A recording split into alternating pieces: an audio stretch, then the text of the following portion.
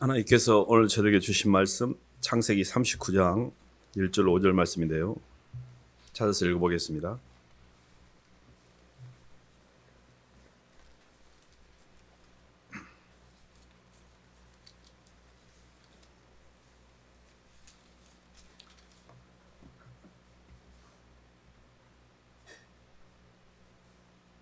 구약 60쪽입니다. 요셉이 이끌려 찾았으면 한 목소리 읽어보겠습니다. 시작.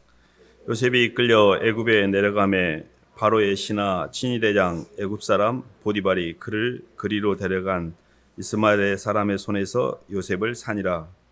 여호와께서 요셉과 함께 하심으로 그가 형통한 자 되어 그의 주인 애굽 사람의 집에 있으니 그의 주인이 여호와께서 그와 함께 하심을 보며 또 여호와께서 그의 범사에 형통하게 하심을 보았더라. 요셉이 그의 주인에게 은혜를 입어 섬김에 그가 요셉을 가정 총무로 삼고 자기의 소유를 다 그의 손에 위탁하니 그가 요셉에게 자기의 집과 그의 모든 소유물을 주관하게 한 때부터 여호와께서 요셉을 위하여 그 애굽 사람의 집에 복을 내리심으로 여호와의 복이 그의 집과 밭에 있는 모든 소유에 미친지라. 아멘. 박수로 하나님께 영광 돌리겠습니다.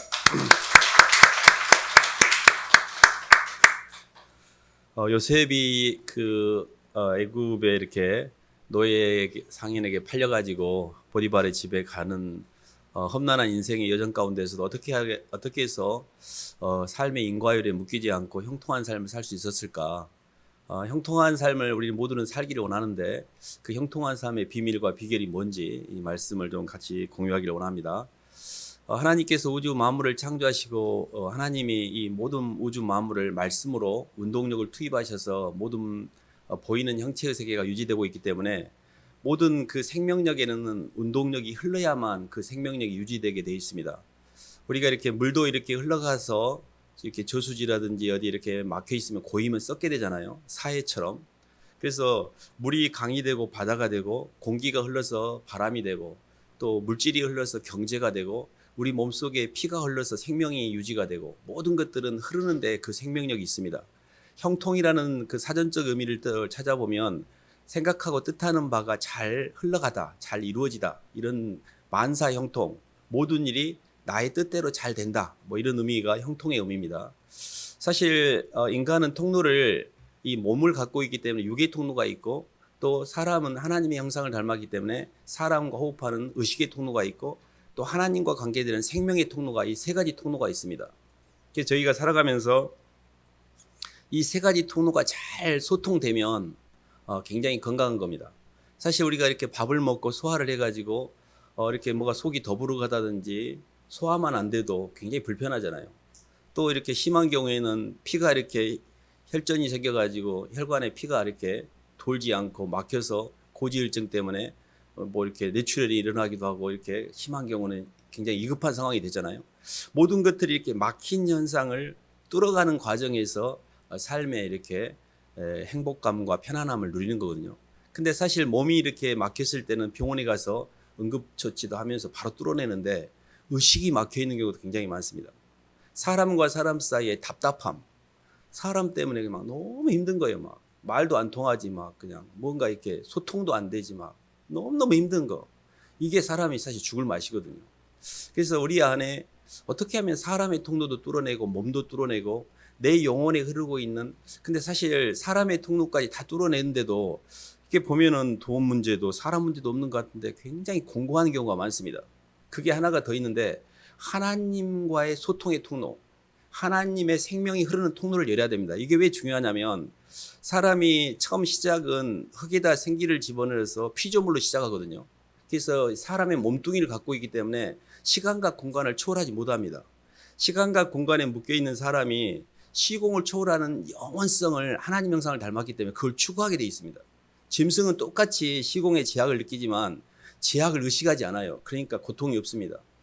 그래서 저는 한때 새가 너무 부러웠습니다. 새처럼 그냥 살다가 그냥 이렇게 가면 좋겠는데 너무 고민이 되는 거예요. 막 나는 왜 사람으로 태어나가지고 새처럼 살았으면 편안하게 살았을 텐데 이런 고민을 다 갖고 살지? 이런 조금 약간은 좀 좀 그런 생각을 할 때가 있었습니다. 근데 중요한 거는 사람이 소통하는 그 과정에서 이 몸뚱이 때문에 흙을 갖고 있기 때문에 흙의 제한성을 뛰어넘는 통로를 하나 더 주셨어요. 그게 뭐냐면 하나님의 속생명인 하나님의 생명이 우리 안에 부어짐으로 땅에다가 몸을 딛고 사는 사람이 피조물로 출발해서 하나님의 아들이라는 예수 그리스도를 통한 하나님의 아들의 반열까지 올라감으로 시공을 벗어나게 해놓으셨어요. 이때 이거를 우리가 형통이라고 그래요.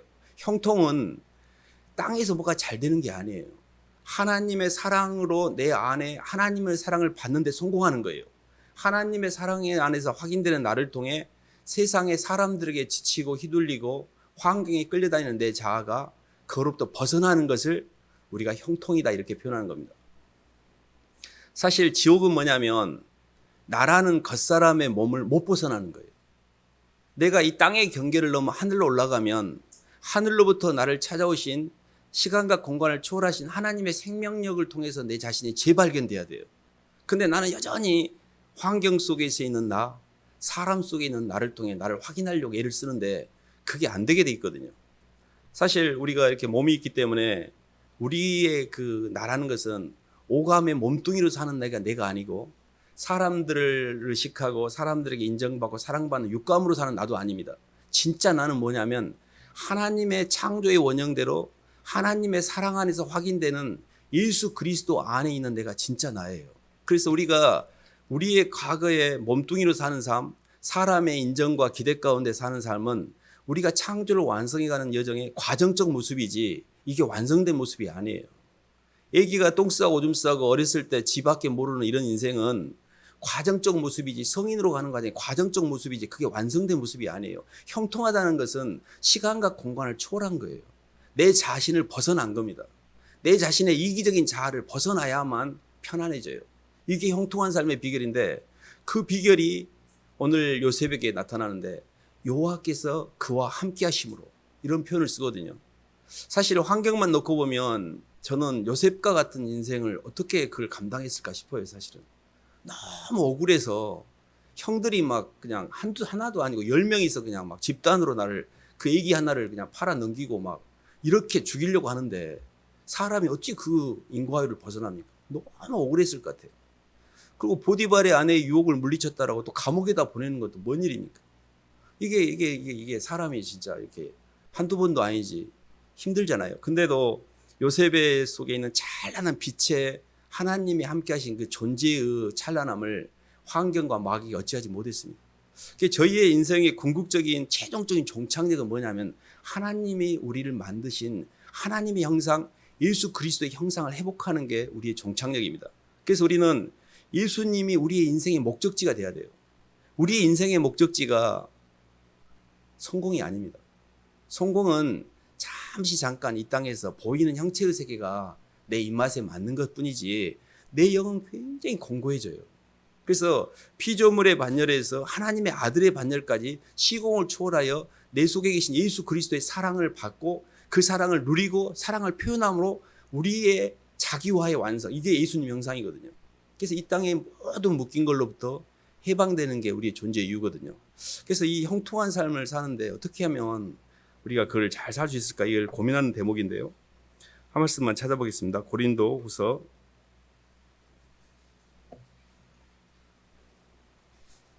5장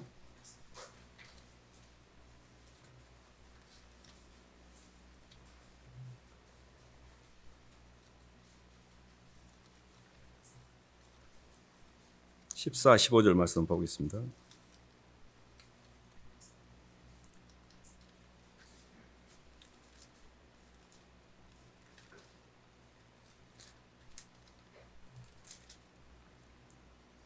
그리스도의 사랑이 차셨으면 읽어보겠습니다. 시작. 그리스도의 사랑이 우리를 강권하시는도다. 우리가 생각하건대 한 사람이 모든 사람을 대신하여 죽었은즉 모든 사람이 죽은 것이라. 그가 모든 사람을 대신하여 죽으심은 살아있는 자들로 하여금 다시는 그들 자신을 위하여 살지 않고 오직 그들을 대신하여 죽었다가 다시 살아나신 이하여 살게 하려 함이라. 아멘. 어렸을 때 아이들이 이렇게 본능적으로 살다가요, 엄마의 사랑을 받고 엄마의 인정을 받으면 엄마가 이렇게 사랑을 표현하는 걸 받고 그 사랑에 응답하면 신뢰가 생깁니다. 그러면 자기 자신의 신뢰를 받은 이 자아가 자기를 표현하면서 본능으로부터 해방이 돼요. 근데 엄마의 사랑과 신뢰가 일관되게 들어오지 않고 혼돈스럽게 들어오면 아기가 거기에서 헷갈리면서 자기 존재를 발견을 못해요. 그러니까 자꾸 엄마한테 이렇게 끌려다니고 엄마의 사랑이 제대로 전달이 안 되므로 사람은 육을 벗어나지 못합니다. 우리는 사랑을 통하여 육의 세계를 벗어나는 것을 성장이라 그러고 성화라 그러고 그를 승화라 그래요. 그렇기 때문에 오가무 세계에 묶여있는 본능적인 이 본능 덩어리인 아가가 엄마의 사랑을 통하여 영이 깨어지면서 육의 세계를 벗어나서 성장하는 과정에서 아이의 의식이 이렇게 성장을 하는 겁니다. 그래서 이것도 굉장한 성장이에요. 그래서 사람은 사람의 사랑이 있어야 사람이 돼요. 사람의 사랑을 못 받으면 계속해서 이렇게 아는 세계 짐승처럼 사는 겁니다. 우리가 이렇게 소통의 문제를 지금 이야기하고 있기 때문에 그 말씀을 드린대요. 하나님과의 관계를 갖지 않더라도 사람과의 관계 속에서 우리가 이렇게 가늠해 볼 수가 있습니다. 우리가 이렇게 소통을 통해서 아는 세계라는 이 아는 세계라는 게 굉장히 중요한 개념입니다. 하나님께서 독특하게 인간을 아는 세계를 주셨기 때문에 인간은 아는 세계를 열 수 있어야 돼요. 이 아는 세계만 열 수 있다면 우리는 굉장히 평안해집니다. 그래서 사람이 왜 이렇게 돈보다도 사람의 사랑과 인정을 더 높은 가치를 두는 거 아니 안에서 사람의 영이 들어오면 이거를 부분적 임재라고 그래요. 완전 임재는 아닌데 부분적으로 영이 열립니다. 그래서 누군가가 나를 사랑을 할 때 그 사람을 통해 내가 확인되는 거예요. 그 사람 안에서 내가 발견되는 거예요. 그 발견되는 내 존재의 의미를 통해 내 삶의 가치를 갖게 되는 겁니다. 그렇기 때문에 환경 자체 그런 것이 별로 의미가 없어요. 먹고 뭐 마시고 이런 것은 의미가 없어요. 왜냐하면 내가 누군가에 의해서 가치가 발견되는 순간 나는 새롭게 태어나는 거예요. 그렇기 때문에 사람들은 끊임없이 의미 있는 행동을 하려고 하고 자기 가치를 발견하려고 애를 씁니다. 근데 사람이 누군가에게 나에게 인정을 해주면 좋잖아요. 가치가 있고 발견되고 내가 너 참 좋은 사람이야. 너 참 괜찮은 사람이야. 저도 참 괜찮은 사람이라는 이미지를 위해서 애를 썼던 것 같아요. 좋은 평가를 받기 위해서 참 괜찮은 사람이다 이런 평가를 듣기 위해서 애를 썼는데 그게 너무 인생이 이렇게 공고한 거예요. 왜냐하면 항상 이렇게 사람 때문에 그 사람의 입맛에 맞춰줄 수는 있지만 나는 내 양심과 내 존재에 내 욕구하고 이게 밸런스가 안 맞을 때가 많습니다. 내가 원하지 않는 일을 하게 될 때가 있잖아요. 그런 것들이 우리가 소위 말한 상처, 인과율의 저주 이런 모양으로 우리 영혼 속에 척척해서 이렇게 쌓여가지고 이제 모든 걸 대적하게 되고 모든 걸 싫어하게 되고 모든 것에 대한 피의식을 갖게 돼요. 왜냐하면 이것을 주고받는 계산이 정산이 잘 안 되는 기억을 갖고 있는 거거든요. 이러다 보니까 거기에 불락이 형성돼서 사람과의 소통 관계가 막혀버린 겁니다. 근데 이거를 뚫어가는 방법이 사람과의 관계를 통해 뚫는 게 아닙니다. 차원이라는 것은 낮은 차원의 것은 높은 차원의 것들을 통해서 낮은 차원 것들은 저절로 해결되거든요. 하나님의 사랑을 통해서만이 이걸 뚫을 수가 있어요. 그래서 저희가 예수님 믿고 가는 여정에 굉장히 중요한 개념이 아는 세계라는 개념도 있지만요. 행위가 아닌 믿음, 내 운동력이 아닌 만남, 이 영역을 뚫어내야 되는데요. 우리가 잘 아는 에베소 2장 8, 9절에 이런 말씀이 있습니다. 너희가 그 은혜를 인하여 믿음으로 말미암아 구원을 얻었나니 이것이 너희에게서 난 것이 아니요 하나님의 선물이라. 행위에서 난 것이 아닌 이는 누구든지 자랑하지 못하게 했다고 그랬거든요. 그 말을 잘 묵상해 보면 주님의 사랑이 원인이 되어서 그 사랑을 내가 진심으로 받아들이는 걸 믿음이라고 했고 이거를 만남이라고 그래요. 그것 때문에 구원을 받는 건데 저는 교회를 다니면서 이 만난다는 걸 잘 이해를 못했어요. 근데 왜 그걸 이해를 못했을까를 보면 아무도 만난 경험이 없기 때문에 그래요. 아무도 사랑을 해본 적도 없고 사랑을 받아본 적도 없기 때문에 주님도 생경한 거예요. 예수님이 나를 사랑한다고 그러는데 웃기고 자빠졌네 이런 생각을 할 때도 있었습니다. 세상을 다 대적하고 있었기 때문에 하나님도 대적하고 있었기 때문에 뭔 하나님이 나를 사랑해 하나님이 사랑하면 나를 좀 행복하게 해줘야지 뭐 이런 애물소리는 했었고 그런 논리적으로 접근할 수 있는 지식이 전혀 없었어요. 그래서 하나님에 대해서 이렇게 굉장히 잘 몰랐고 그분의 사랑을 내가 안 받아들였기 때문에 제 마음이 굉장히 공고했습니다. 그래서 핵심이 뭐냐면 예수 그리스도의 사랑과의 만나는 이 아는 세계가 열려야 돼요. 이 예수님의 사랑을 통해서만이 온전히 시공으로부터도 해방이 되고 모든 것이 이게 뚫려야 형통이 돼요. 예수님의 사랑이 우리에게 전달되어야만 됩니다. 그래서 저희가 예수님의 사랑이 궁극적으로 예수님의 사랑이 이제 전달돼서 예수님의 사랑을 품기만 하면 이런 겁니다. 엄마가 아기를 잃어버렸어요. 아기를 품고 있어요. 아기를 찾아서 기차 타고 차 타고 배 타고 비행기 타고 저 지구 끝까지 반바퀴 돌아서 가는 겁니다. 근데 주님이 우리를 품고 하늘의 경계를 넘어 그 먼 땅의 고난을, 그 고난의 길, 십자가의 길을 주저함 없이 오셨어요. 그러면 피조물은 그 주님을 품어야 돼요. 그 주님을 품고 주님을 찾아가는 거예요. 이제 엄마 찾아 산만리가 아니라 주님 찾아 산만리를 가는 거예요. 주님, 이제 제 차례입니다. 제가 주님을 품고 주님이 제 인생의 이정표입니다. 주님이 이정표야지 내 인생의 성공이라든지 내 꿈이라든지 내 원관, 욕망이 이정표니까 인생이 힘든 겁니다. 이렇게 아이들을 이렇게 가르치다 성육부를 하다 보면 직업적인 관점에 많은 관심을 갖습니다. 무엇을 하며 살 것인가? 나중에 내가 어떤 직업을 가질 것인가? 그래서 제가 아이들한테도 그런 말 해줍니다. 무엇을 이해 살아야 될지 내 인생의 목표가 정해지면 무엇을 하면서 사는 것은 수단이 된다. 근데 무엇을 위해 살아야 될지 내 인생에 주제가 없으면 배가 항해를 해서 출발을 했는데 갈 데를 모르는 거예요. 그냥 가고 싶은 데 갔다 쉬었다. 이걸 표류라고 합니다. 표류. 예수 그리스도가 우리 인생의 이정표입니다. 진심으로 예수님을 사랑하고 그분을 만나고 그분을 표현하고 그분을 찾아가는 여정이에요. 이게 우리의 창조의 원형입니다. 그랬을 때 시간과 공간 안에 있는 피조물의 흙덩어리가 예수 그리스도와의 만남을 통하여 하나님의 아들의 반열로 올라가므로 시공을 다 초월해서 하나님의 형상이 이루어지고 하나님처럼, 예수님처럼 이 땅을 살게 되는 거거든요. 그래서 저희가 예수님을 가슴에 품는 것이 사도 바울이 표현한 그리스도의 사랑이 나를 끌고 간다. 그리스도의 사랑, 사도 바울이 이렇게 표현한다. 내가 그리스도의 심장을 품고 있다. 그리스도의 심장과 그리스도의 사랑을 품고 있어요. 내가 그리스도를 얻고 그 안에서 발견되기 위해서 내가 인간적으로 좋아했던 모든 걸 배설물로 여겼다. 예수님을 사랑해서 예수님보다 사랑했던 걸 다 처리해버리는 결기가 있어야 됩니다. 내 속에 내가 사랑하는 것이 나를 끌고 가요. 내 속에 돈을 사랑하면 돈을 벌기 위한 목적이 나를 끌고 가고요. 사람을 사랑하면 사람을 사랑하는 그 사람이 나를 끌고 가고, 재미를 보고 싶어서 살면 그 재미가 나를 끌고 가요. 근데 내 속에 예수 그리스도를 품고 있으면 그분이 내 인생을 끌고 가요. 이게 신앙입니다. 예수님을 따라가는 게 형통이에요.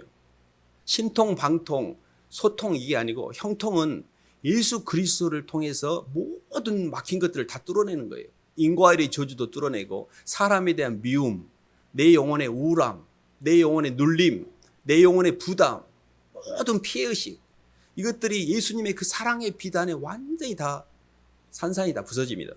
그래서 저희가 사랑 관계를 고칠 필요 없어요. 주님을 사랑하면 됩니다.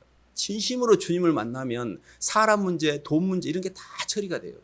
근데 돈 문제나 사람 문제에 집중을 하게 되면 그 자체가 풀리지 않습니다. 어떻게 하면 이거를 잘 뚫어낼 수 있을까? 이런 고민들을 해보는데요. 로마서 10장 한번 봐볼까요?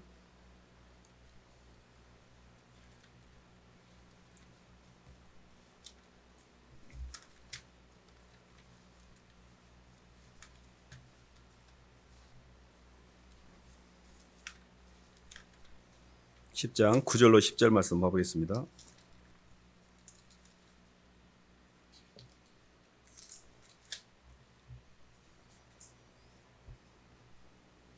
내가 만일, 찾으셨으면 한 목소리 읽어보겠습니다. 시작. 내가 만일 내 입으로 예수를 주로 시인하며 또 하나님께서 그를 죽은 자 가운데서 살리신 것을 내 마음에 믿으면 구원을 받으리라. 사람이 마음으로 믿어 의에 이르고 입으로 시인하여 구원에 이르느니라. 아멘. 처음에는 예수 그리스도를 주님으로 만나셔야 됩니다. 교회를 다녀도 내가 진심으로 예수님을 내 마음속에 영접했는가 한번 이렇게 돌아보셔야 됩니다. 왜 그런 거 아니? 예수님이 내 삶의 중심에 계셔가지고 내 인생을 끌고 가지는 못할 망정, 내 인생이라는 차 속에 주님이 운전대를 쥐고 계시지는 않을지라도 내 차 속에 들어가는 계셔야 돼요. 그래서 예수님이 그리스도시요 살아계신 하나님의 아들이고 주님을 통해 제가 구원을 받을 수 있는 제 구원의 주님이라는 이 고백이 그리고 그분을 인격적으로 내 마음속에 기도를 통해서 주님, 이제 제가 주님을 믿고 살게요. 주님은 제 주님이십니다라고 예수님을 받아들이는 영접 기도를 통해서 예수님을 영접하는 그 말을 통해서 하나님의 성령이 우리에게 임하십니다. 내가 예수님을 내 주님이라고 고백하는 것이 그게 뭔 상관이 있대? 그 뭐 보이지도 않는데 이런데 그러지 않습니다. 사람이 이 땅에서 말하는 모든 고백은 하나님께서 다 듣고 계시고 그 자체가 내 말 자체가 역사를 하고 계십니다. 그래서 진심으로 제가 주님 이제부터는 예수님 믿고 살게요. 제가 지금까지는 세상에서 성공하고 세상의 돈과 환경과 사람을 통해 살았지만 이제는 제가 예수님을 따라갈게요. 예수님이 제 인생의 이제 나침판입니다. 주님이 제 인생의 이정표이고 주님 말씀을 따라 가볼게요라고 내 마음에 의지적인 선택을 하셔야 됩니다. 이게 예수님을 처음 만나는 접점이에요. 교회를 다니는 건 물론 좋습니다. 근데 그것도 예수님을 만나는 과정으로 필요한 겁니다. 성경을 읽는 거 좋습니다. 성경도 예수 그리스도의 인격을 만나기 위한 과정에서 필요한 거지 성경 자체의 지식이 필요한 게 아닙니다. 우리의 모든 인생의 말씀도 기도도 성경도 모든 것은 예수 그리스도와의 하나로 만나고 그분과 연합하는 데 그 목적성을 갖고 있거든요. 근데 예수님을 못 만나면 교회를 다니고 성경을 읽는 게 자기 자아만 키워요. 너 내가 성경 몇 번 읽은 줄 아냐? 내가 성경 다 알아버려. 저는 성경을 몇십 번 읽었다고 자랑하는 사람을 봤습니다. 성경의 원리도 모르고 아무것도 모르는데 성경 지식을 자랑하는 거예요. 사람이 인격적으로 예수님을 만나지 못하면 그것에 관한 어바웃 지저스를 많이 알고 있는 나를 키우는 거예요. 돈은 인격이 아닙니다. 지식은 인격이 아니에요. 인격이 아닌 것들을 내 안에 채우게 되면 내 자아가 켜지는 거거든요. 이거는 지옥을 키우는 겁니다. 나라는 감옥에 더 갇히는 거예요. 근데 유일하게 사랑을 할 때만 자아가 중화가 됩니다. 그래서 원리적으로 보면 사랑하는 상대를 통해서 내 겉사람을 벗어내는 거예요. 이래서 편안해지는 거예요. 사랑하는 상대가 있어서 그 사람 때문에 내 영혼이 살아나는 거예요. 너가 없이는 절대 구원을 못 받습니다. 그래서 돕는 배필이 없이는 독처하게 돼요. 독처는 좋지 못하다 그랬잖아요. 근데 내가 영원히 신뢰할 유일한 돕는 배필이 예수님이셔요. 사람도요, 만약에 내가 어떤 한 인간을 진짜 죽을 때까지 신뢰할 수 있다면 괜찮습니다. 근데요, 사람은 그렇게 안 돼요. 사람 자체가 그렇게 안 됩니다. 시간이 지나고 환경이 변하면서 사람도 변하기 때문에. 그래서 중요한 거는 주님을 마음으로 받아들이고 입으로 시인하여 구원에 이르니라 했잖아요. 입으로 시인하셔야 됩니다. 그래서 오늘 말씀에 요셉의 그 주님과의 동행을 주님이 이렇게 함께 하셔서 하나님이 함께 하셔서 형통하셨다는 구약적 개념의 동행은 신약적 개념의 성령 임재입니다. 성령 충만이에요. 그 말은 구약에서는 아직 하나님의 신이 위에 임하더라 이렇게 표현되어 있지 우리와 임재가 됐다 이런 표현이 없습니다. 아직 성령이 오시지 않았기 때문에 하나님의 신이 위에서 임하신 거예요. 그것만 해도 요셉의 삶이 형통했고 그 요셉을 고용했던 보디발의 삶까지도 형통합니다. 원래 예수 영적인 사람 주변에 있는 모든 것들을 다 복을 받게 해놨어요. 그래서 하나님의 말씀을 이렇게 몰라도 하나님 말씀을 잘 지키는 사람을 갖다 쓰는 사람들이 있어요. 그런 사람들도 잘 됩니다. 그게 하나님이 그 영적인 그 사람 주변을 다 복되게 하기 때문에 그렇습니다. 이게 형체적인 복을 저희들이 찾는 게 아니고 이제 영적인 그런 의미를 찾아야 되는데요. 한 말씀만 더 보면요. 요한복음 15장 한번 봐보겠습니다.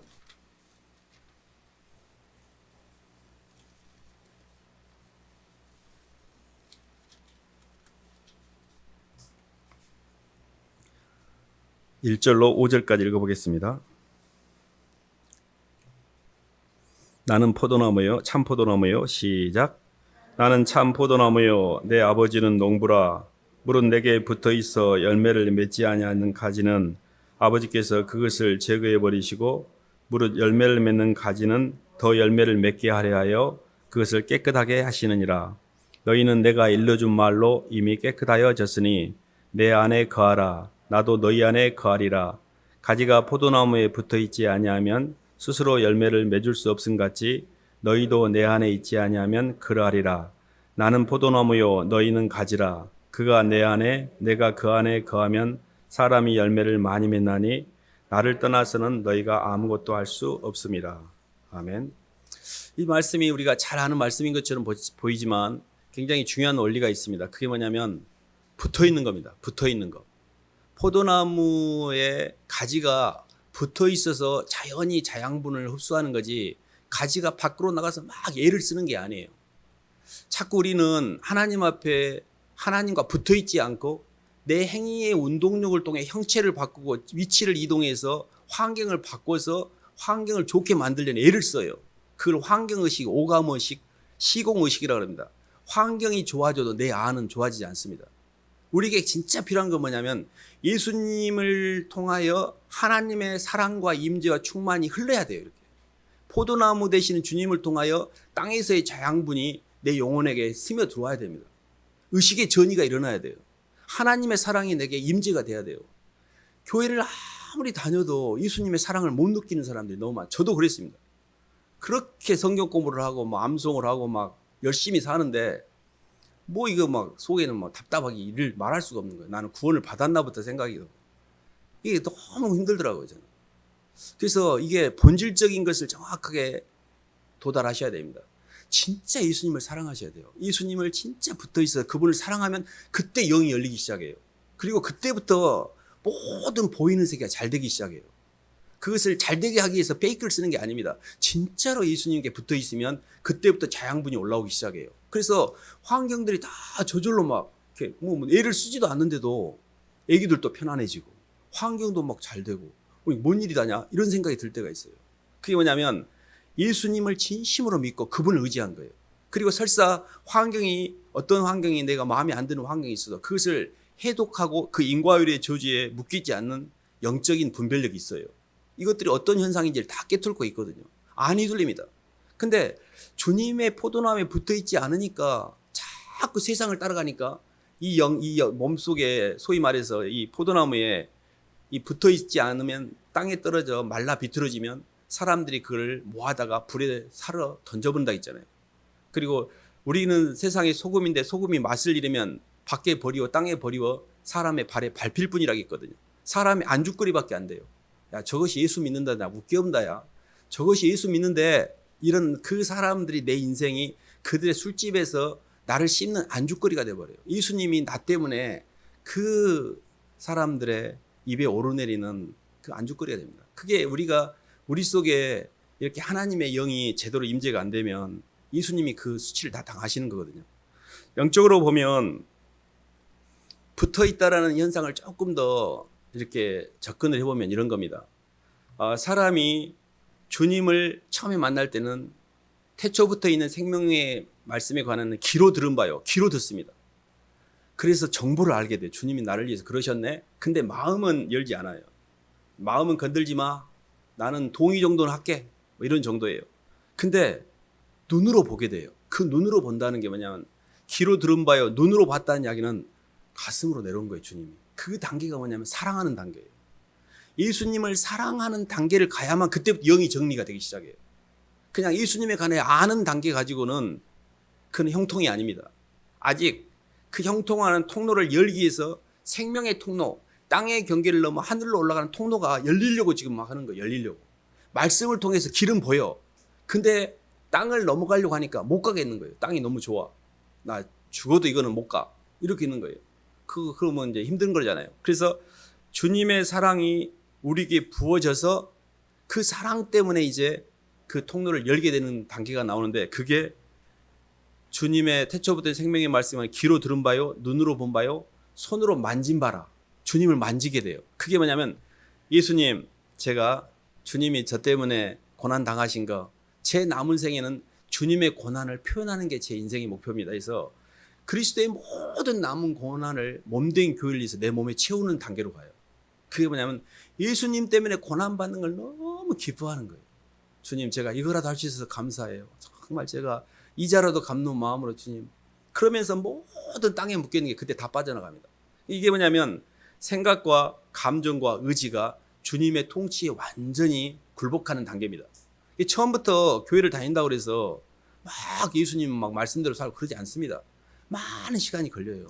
생각으로부터 선악과 덩어리인데 생명과로 그걸 해석하는 데까지도 시간이 많이 걸리고 교회에서 맨 노드십 절대주권 그러는데 뭐가 이것이 하나님이 주냐. 나는 힘든데 뭔 하나님이 주냐고.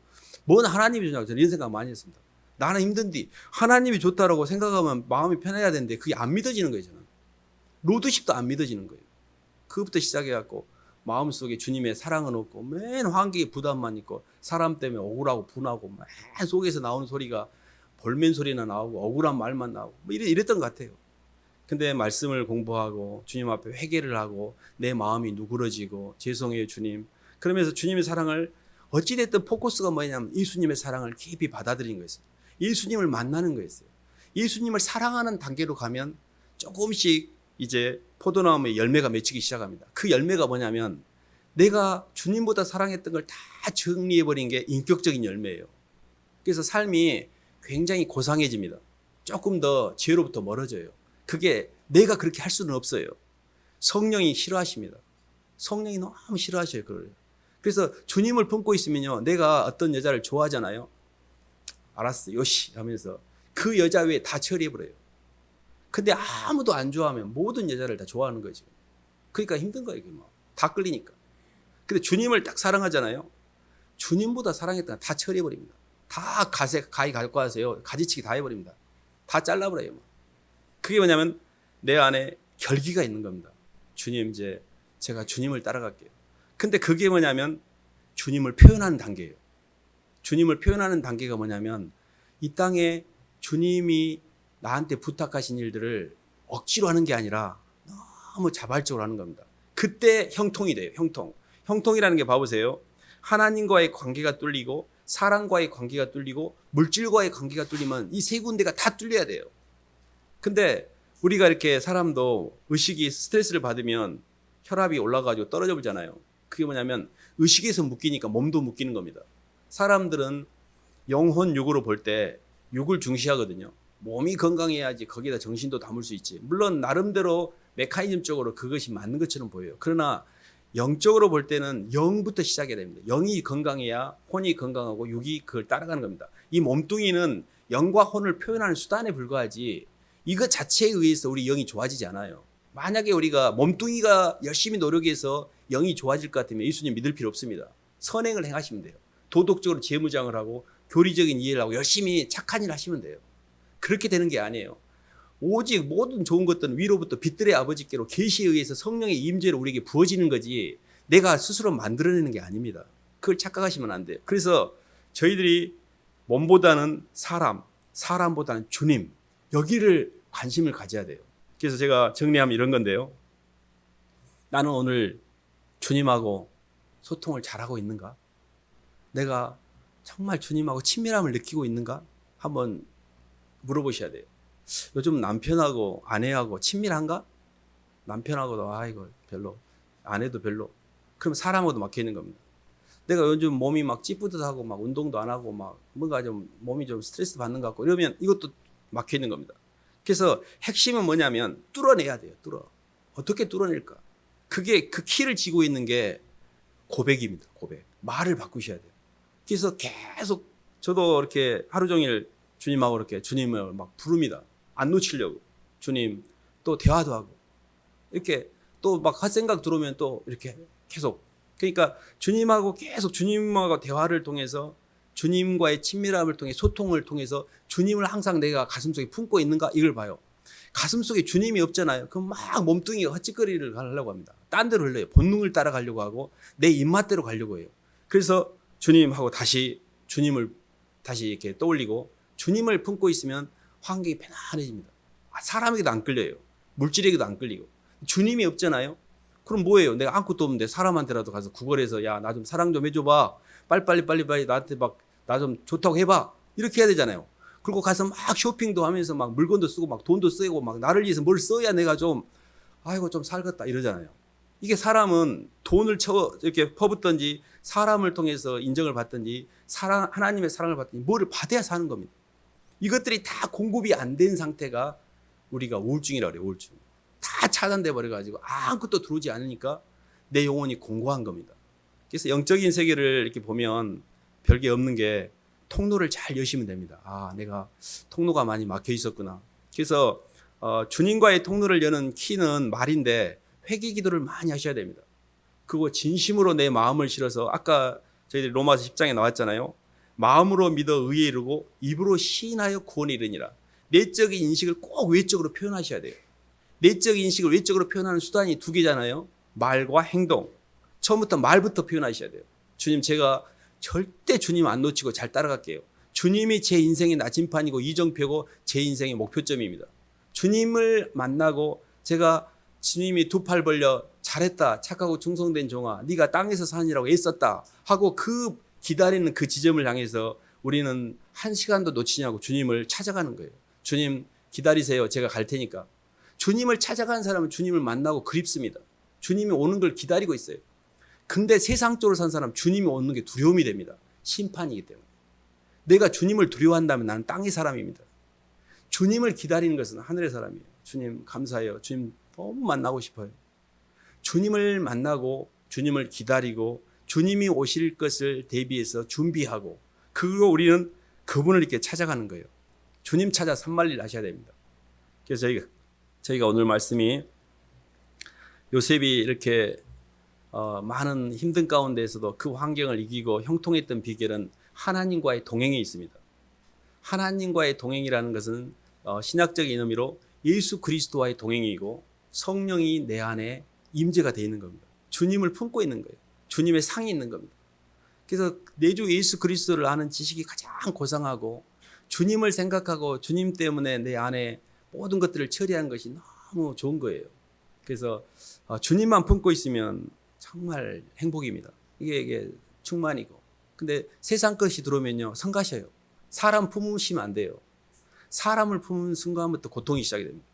물론 돈은 더 말할 것도 없습니다. 돈은 수단입니다. 사람도 주님보다 더 사랑하면 안 돼요. 하나님을 사랑하고 사람을 말씀 관계로 대해야지, 물질은 주님과 영혼들 위해 쓰는 수단이지 돈이 목적이 아니고 사람이 목적이 아니고 주님이 목적이셔야 됩니다. 그래서 우리 안에 이렇게 주님과의 통로를 잘 여시면 만사가 형통합니다. 그래서 어떤 일이, 힘든 일이 있을 때 봐보세요. 포도나무가 가지에 붙어만 있으면 된다고 했잖아요. 그때부터는 모든 게 형통하게 돼요. 그 붙어있는 원리가 뭐냐면 주님께 끝까지 다 맡기는 거예요. 하나님, 저 이거 하나님 사랑인 거 믿어요. 저 이거 걱정 안 해요. 주님 알아서 해주세요. 주님께서 내 주님이신데 어련히 알아서 해주시겠어요. 그래서 모든 걸 믿고 맡기고 감사하고 하나님께 이렇게 다 위임하는 겁니다. 그때 주님의 평강이 우리를 통치하게 돼요. 근데 내가 자꾸 그 인생의 주도권을 내가 잡으려고 하고 내 선악의 선택을 통해 문제를 해결하려니까 인생에게 꼬인 거거든요. 그래서 정말 이렇게 형통한 삶, 정말 편안한 삶, 영혼도 내 몸도 다 편안한 삶, 다 우리가 바라는 삶인데 주님과 동행하심으로 잘 형통하시기를 주님의 이름으로 축원합니다. 하나님 아버지 감사합니다. 피조물이 흙덩어리가 어찌 하나님의 사랑의 반열까지 시공의 제약의 몸을 갖고 있는 우리가 어떻게 시공을 초월하는지 도저히 상상이 안 되고 이해가 안 되는데, 성령의 임재를 통해서 이 땅의 겉사람을 벗어버림으로 모든 것을 부어주시려고 했던 하나님의 놀라우신 비밀이 저희에게 알려주셔서 감사합니다. 하나님, 그 비밀을 알고 있어도 아직도 육에 묶여 있어서, 하나님 아직도 미련이 많이 남아 있어서 땅의 것을 버리고 가려고 하니 자꾸 뒤가 돌아다봐지고 아깝고 너무 미련이 많이 남아서 주님이 부르신 그 부름의 응답을 못하고 있습니다. 하나님의 택하심과 부르심에 저희가 더 집중해야 되는데 자꾸 주님 저희 육신을 따라갈 때가 많습니다. 주님 저희를 긍휼히 여겨주시고 주님이 저희를 부르신 그 부름의 상을 위하여 하나님 형상을 잘 회복해 갈 수 있도록 인도하여 주시옵소서. 예수님 이름으로 기도드립니다.